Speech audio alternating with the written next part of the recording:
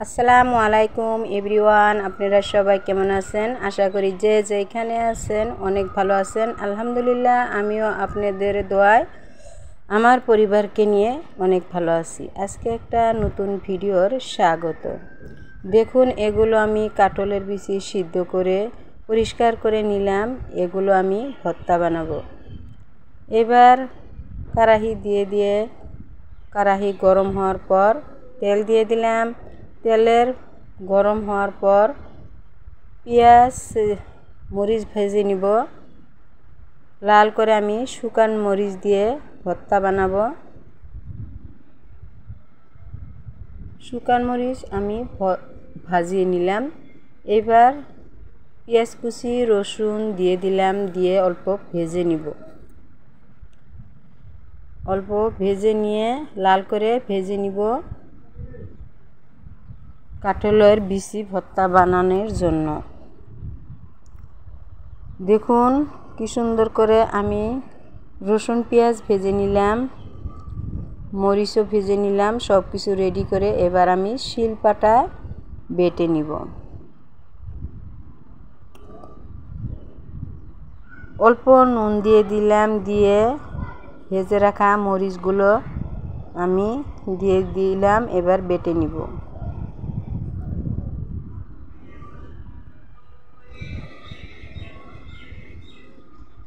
এগুলো সুন্দর করে আমি বেটে নিব।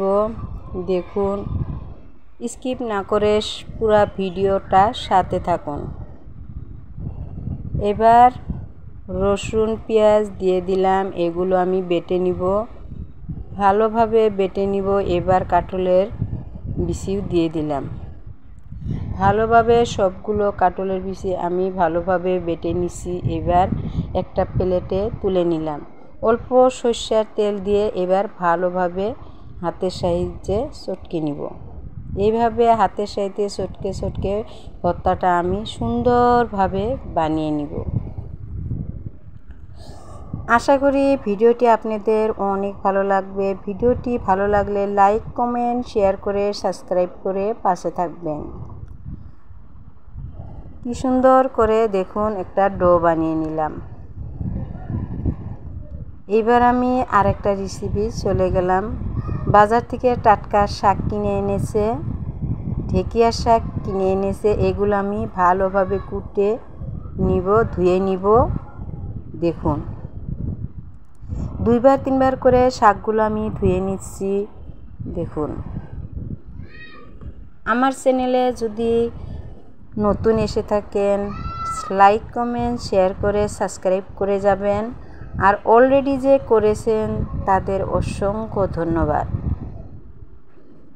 এবার আমি শাকগুলো দেখুন কি সুন্দর করে ধুয়ে রেডি করে নিলাম।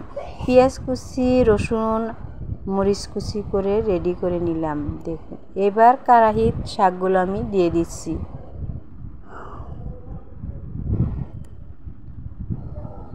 এবার অল্প নুন দিয়ে শাকগুলো আমি ভাপিয়ে নিব। ভাপিয়ে নেওয়া হয়ে গেছে। এবার আমি গ্যাসের চুলায় কড়াই দিয়ে তেল দিয়ে দিব।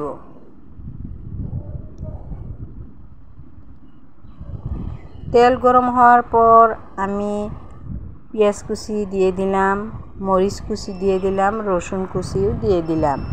এবার ভালোভাবে লাল করে আমি ভেজে নিব।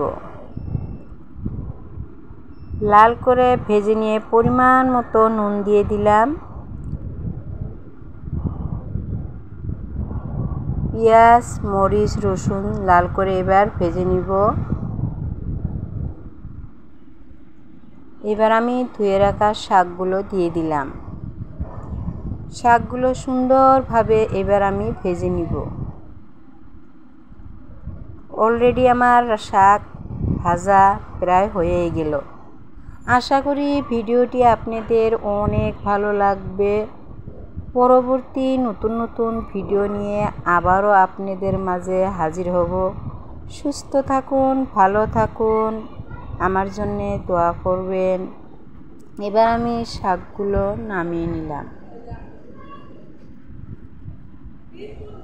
কি সুন্দর হয়েছে দেখুন, অনেক সুন্দর হয়েছে। এগুলো আজকে আমি রান্না করেছি। আসসালামু আলাইকুম, আল্লাহ হাফেজ।